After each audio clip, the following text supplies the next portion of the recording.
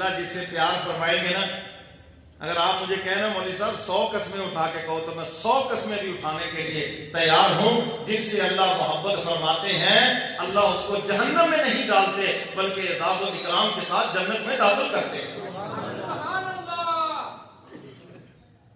تو میرے محترم سامعین، جب علماء موجود ہیں تو علماء سے پوچھو۔ اور آج کل سوشل میڈیا پہ ہر ڈاکٹر بنا بیٹھا ہے، ہر ایک حکیم بنا بیٹھا ہے، اور بہت سے لوگوں نے اپنے گردے برباد کر لیے ان حکیموں کے پیچھے لگ کر۔ اگر یہ اتنی بڑی چیز ہوتے تو یہ سوشل میڈیا پہ خواب چھانتے بیٹھ جاتے، کہیں کلینک بنا کر، دواخانہ بنا کر لوگ ان کے پاس جاتے جن کو کوئی پوچھتا نہیں، وہ حکمت بتا رہے ہیں، نبض دیکھنا بھی بتا رہے ہیں اور ہر بیماری کا علاج بتا رہے ہیں۔ نتیجہ کیا نکلا؟ کسی کو ہارٹ اٹیک ہو رہا ہے۔ ایک حکیم صاحب کے پاس ہم بیٹھے تھے، ایک صاحب آ گئے، کہنے لگے جی میں نے تو سوشل میڈیا سے سنا یہ لونگ بڑا قیمتی ہے اور میں نے بڑی دیر سے پیا ہے لیکن طبیعت خراب رہنے لگی ہے۔ انہوں نے نبض چیک کی، انہوں نے کہا تمہارا جو جگر ہے یہ شرنک ہونا شروع ہو گیا ہے، تمہیں یہ تو پتا چل گیا لیکن اس کی بھی ایک لمٹ ہے، یہ خشکی پیدا کرتا ہے، اگرچہ طاقتور ہے تو نے تو اس سے کچھ، اب نہ تو اس سے کال ملا سکتا ہے، نہ تو پوچھ سکتا ہے، نہ اس کا کچھ کر سکتا ہے۔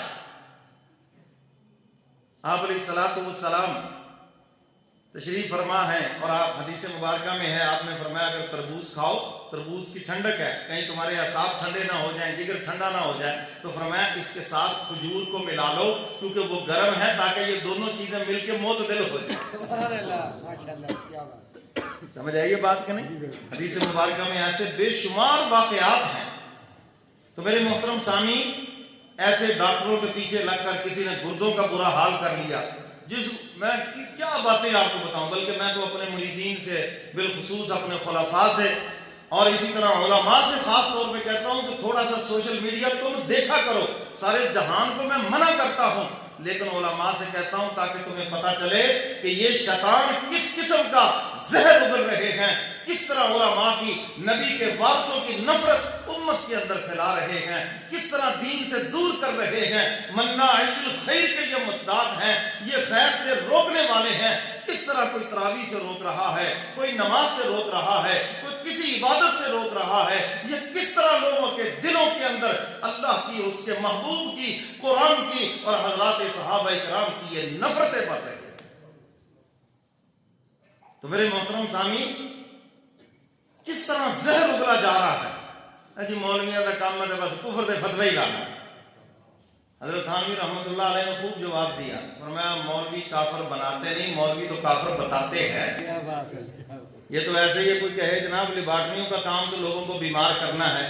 ارے لیبارٹریاں تھوڑی بیمار کرتی ہیں، یہ تمہارا لائف سٹائل تمہیں بیمار کرتا ہے، اوور کھاتے ہو جو تم، یہ تمہیں بیمار کرتا ہے۔ لیبارٹریاں تو صرف بتاتی ہیں ٹیسٹ کر کے، تمہارے خون کا ٹیسٹ، پیشاب کا ٹیسٹ صرف بتاتی ہیں کہ جناب آپ کو فلاں فلاں بیماری لگی ہوئی ہے۔ لیبارٹریاں تھوڑی بیمار کرتی ہیں، وہ تو بتاتی ہیں صرف۔ تو علماء کافر بناتے نہیں ہیں، جب کوئی اپنے کرتوتوں سے کافر بنتا ہے وہ صرف بتاتے ہیں، یہ بتاتے ہیں کہ تم نے کفر کیا۔ سمجھ آ رہی ہے بات کریں؟ تو سوشل میڈیا پر یہ نفرت پھیلائی جا رہی ہے۔ حکیم الامت حضرت تھانوی رحمۃ اللہ علیہ سے کسی نے پوچھا حضرت بچے بچی کا رشتہ کر رہے ہیں، کوئی نصیحت فرمائیں، بڑی عجیب بات فرمائی۔ حضرت فرمانے لگے اس گھر میں بچے بچی کا رشتہ کر لو جو مولویوں کو گالیاں نہ دیتا ہو۔ کیا بات، حضرت میں تو سوچ رہا تھا آپ کہیں گے کوئی دیندار گھرانے میں کر لیں، ایسے میں کر لیں، فلاں ہو فلاں، آپ نے یہ عجیب سی بات کی ہے۔ فرمایا ہاں جو مولویوں کو گالیاں نہیں دیتا نا اس پر ہدایت کے دروازے کھلے ہیں، انشاءاللہ کسی نہ کسی مولوی کے لڑ لگ کر وہ پار ہو جائے گا۔ اور فرمایا جو علماء کو گالیاں دینے لگ جائے، علماء نبیوں کے وارث ہیں، علوم نبوت ان لوگوں کے پاس سے ملنے ہیں۔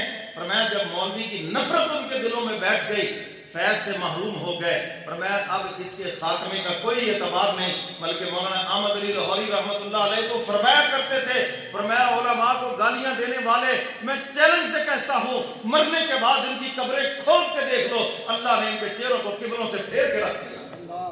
اللہ کا ولی اتنا بڑا چیلنج کر کے گیا۔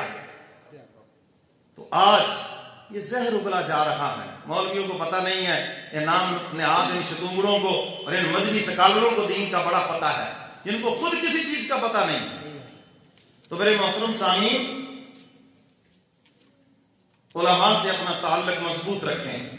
ہاں اس نے کہا کہ صرف میرا جو زور ہے نا وہ مخلصین پر نہیں چلے گا، اور مخلصین کون ہیں؟ جو خدا کے عاشق ہیں۔ مخلصین کون ہیں؟ خدا کے عاشق۔ سارے بولو، مخلصین کون ہیں؟ آگے بتاؤں گا کہ اللہ کا عشق کیسے آئے گا دلوں میں۔ حضرت تھانوی رحمۃ اللہ علیہ سے پوچھا اللہ کی محبت کیسے آئے گی؟ فرمایا دو طریقوں سے آئے گی۔ پہلی چیز ہے اللہ کے احسانات کو سوچو، اللہ کی محبت تمہارے دلوں میں آئے گی۔ انسان بنایا، اشرف المخلوقات بنایا، محبوب کا امتی بنایا، اور پھر عزت دی، اسٹیٹس دیا، یعنی مسلمان بنایا۔ میں ان سارے احسانات کو سوچو گے تو اللہ کی محبت دل میں آئے گی۔ اور دوسرا حضرت تھانوی رحمۃ اللہ علیہ فرماتے ہیں کسی محبت والے سے اپنا دل ملا لو، کسی بھی خدا کے پیارے سے جس سے آپ کو مناسبت ہے، کسی بھی خدا کے پیارے سے دل ملا لو تو فرمایا تمہارے دلوں میں بھی اللہ کی محبت آ جائے۔ ماشاءاللہ۔ حضور علیہ الصلوۃ والسلام تو دعا مانگا کرتے تھے یا اللہ مجھے اپنی محبت عطا فرما دے اور مجھے ان لوگوں کی محبت عطا فرما دے جن کے دلوں میں آپ کی محبت ہے۔ سبحان اللہ۔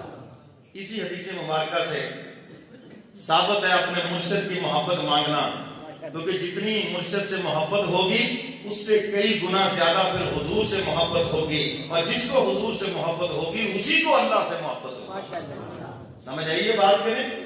اور اگر مرشد سے محبت نہیں ہے اور کہے جناب بس یوں ہی ہے تو بس پھر یوں ہی رہے گا کام، یوں ہی سلسلہ چلتا رہے گا۔ حضور علیہ الصلوۃ والسلام کی محبت یہ تو کامیابی کا گارنٹی ہے، کامیابی کی، بشرطے کہ محبت ہو سچی، محبت ہو اطاعت والی۔ حضرت سنیے، پھر آپ نے بھی ایک دو شعر سنائے ہیں۔